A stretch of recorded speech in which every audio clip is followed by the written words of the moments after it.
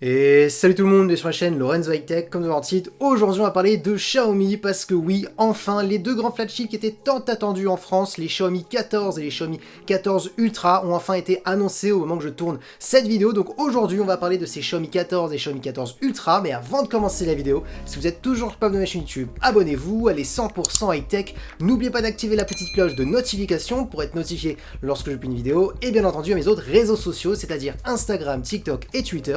Tous les liens seront en bas dans la description. Du coup, on va commencer par parler des designs de ces Xiaomi 14 et Xiaomi 14 Ultra. Alors en termes de design, ils font vraiment très premium, ils sont vraiment très jolis. Alors dites-moi d'ailleurs ce que vous en pensez tout de suite en commentaire. Alors moi j'ai une préférence plutôt pour le Xiaomi 14 Ultra, le plus premium. On voit tout de suite qu'on est sur des matériaux un peu plus premium comparé au Xiaomi 14 qui est un smartphone haut de gamme certes, mais ce n'est pas le plus premium de la marque. Ils mettent vraiment toutes les dernières technologies, tous les derniers composants en termes de design sur les versions Ultra chaque année. Le Xiaomi, maintenant ils sont très jolis tous les deux. Du coup on va commencer par les caractéristiques de la face avant du Xiaomi 14, ensuite on va attaquer par les caractéristiques du Xiaomi 14 Ultra. Alors ce Xiaomi 14 classique possède une diagonale de 6,36 pouces, donc une taille plutôt correcte, avec une résolution de 1,5K. La technologie d'écran, on est sur de la AMOLED, accompagné par un taux de rafraîchissement de 120 Hz. Donc là ce qui est intéressant c'est qu'on est sur un 120 Hz adaptatif, parce qu'on est sur une dalle LTPO, donc on peut descendre de 1 Hz et monter jusqu'à 120 Hz, donc ça va permettre de moins consommer d'énergie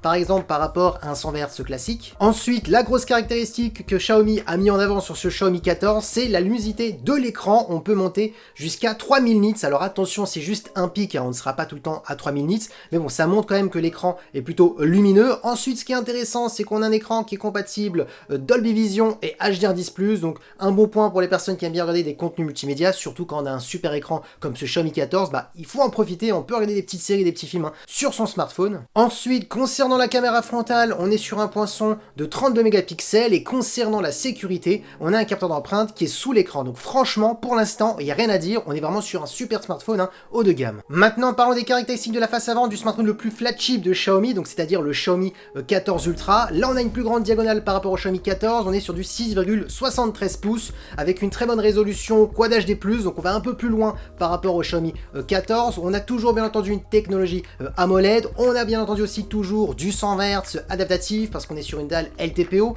on peut descendre de 1 Hz et monter jusqu'à 120 Hz, donc pareil, les mêmes avantages, ça permet de moins consommer d'énergie par rapport à un 120 Hz classique. Ensuite, concernant la luminosité de l'écran, on peut monter toujours jusqu'à 3000 nits comme le Xiaomi 14, donc on a un écran qui est très lumineux sur ce smartphone aussi. On a aussi toujours la chance d'avoir du Dolby Vision, de l'HDR10+, donc un bon point pour les personnes qui aiment bien regarder des contenus multimédia sur leur smartphone. On a un petit poinçon toujours de 32 mégapixels pour la caméra frontale, et bien entendu concernant la sécurité, on a un capteur d'empreinte qui est sous l'écran. Donc voilà les petites différences entre les deux, mais bien entendu ce Xiaomi 14 Ultra, même s'il a certaines caractéristiques qui sur le papier sont la même chose que le Xiaomi 14, ils ont quand même plus travaillé l'écran, la partie de l'écran sur ce Xiaomi 14 Ultra. Donc si vous souhaitez vraiment le meilleur écran, ce sera le Xiaomi 14 Ultra qu'il faudra choisir par rapport aux deux smartphones. Maintenant, attaquons la partie photo de ce Xiaomi 14, et c'est vraiment la gamme qu'il faut vraiment s'intéresser pour les personnes qui veulent vraiment le meilleur photophone chez Xiaomi. Alors ce sera pas le Xiaomi 14 qui sera le mieux, il faudra choisir le Xiaomi 14 Ultra, mais le Xiaomi 14 fera partie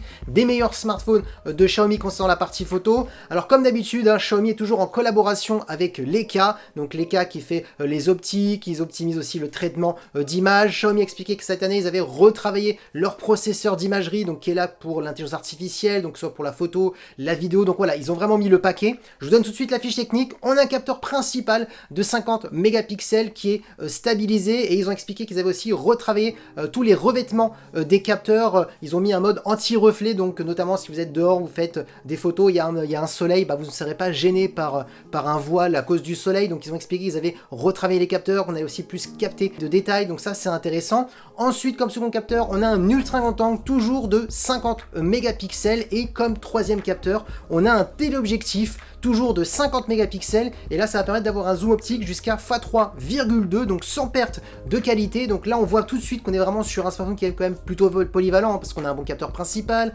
un ultra grand angle, un téléobjectif qui va permettre d'avoir un zoom optique, donc ça c'est un bon point. Ensuite, concernant la partie vidéo, on pourra filmer jusqu'en 4K 60 images par seconde en Dolby Vision, donc ça c'est plutôt bien. Et ensuite, si vous voulez filmer en 8K, ça sera possible jusqu'en 24 images par seconde. Maintenant, attaquons la partie photo de ce Xiaomi 14 Ultra. Ultra, alors on a toujours des très bonnes caractéristiques comme le Xiaomi 14, on a toujours des revêtements au niveau des capteurs qui ont été retravaillés pour éviter les reflets du soleil par exemple, on a toujours le même processeur d'imagerie qui a été retravaillé cette année pour l'intelligence artificielle, pour le traitement photo, donc ça, il n'y a rien qui change. Maintenant, ce qui va changer, c'est au niveau des caractéristiques, on a toujours un capteur principal de 50 mégapixels comme le Xiaomi 14 classique, sauf là, le capteur est beaucoup plus gros, on est sur un gros capteur de 1 pouce, donc ça va permettre de capter encore plus de lumière, notamment pour les photos de nuit, aussi plus de détails pour les photos de jour, un capteur qui est toujours aussi stabilisé. On a ensuite un ultra grand angle de 50 mégapixels pour faire des photos à plan large, et ensuite là, le gros changement comparé au Xiaomi 14, c'est qu'on aura une caméra périscope plus un téléobjectif toujours de 50 mégapixels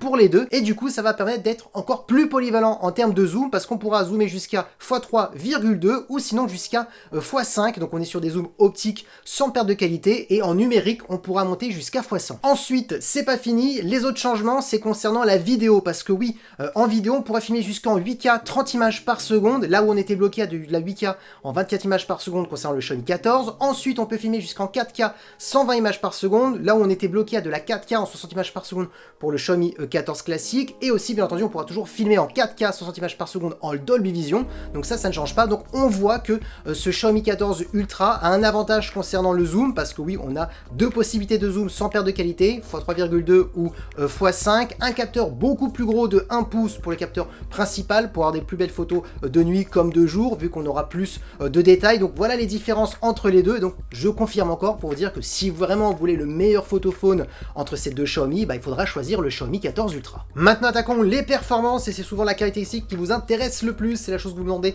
souvent le plus en commentaire sur ma chaîne YouTube. Alors là ça va être très simple, les petites différences entre les deux, c'est qu'on aura 12 Go de RAM pour le Xiaomi 14, on sera sur du 16 Go de RAM pour le Xiaomi 14 Ultra. Comme processeur, on a le même processeur sur ces deux Xiaomi, c'est-à-dire le tout dernier Snapdragon 8 Gen 3 qui est actuellement le meilleur processeur du marché en termes de performance, en termes d'optimisation, en termes de consommation d'énergie. Donc là oui, on a un super processeur pour ces deux smartphones. Donc oui, pour faire du gaming, vous n'aurez aucun souci avec le Xiaomi 14 comme le Xiaomi 14 Ultra pour des applications gourmandes. Les deux smartphones, bien entendu, ils sont compatibles 5G. La petite différence, c'est qu'on aura deux stockages pour le Xiaomi 14, c'est-à-dire soit 256 Go, soit 512 Go, ce qui ne sera pas le cas pour la France. Pour le Xiaomi 14 Ultra, on aura directement 16 Go de RAM et 512 Go directement. Vous inquiétez pas, je vous donnerai le prix en fin de vidéo. Ensuite, ces deux smartphones sont certifiés IP68, donc ça c'est un bon point. Donc si malheureusement vous faites tomber votre smartphone dans l'eau, il résistera jusqu'à 2 mètres de profondeur. Normalement c'est 1h30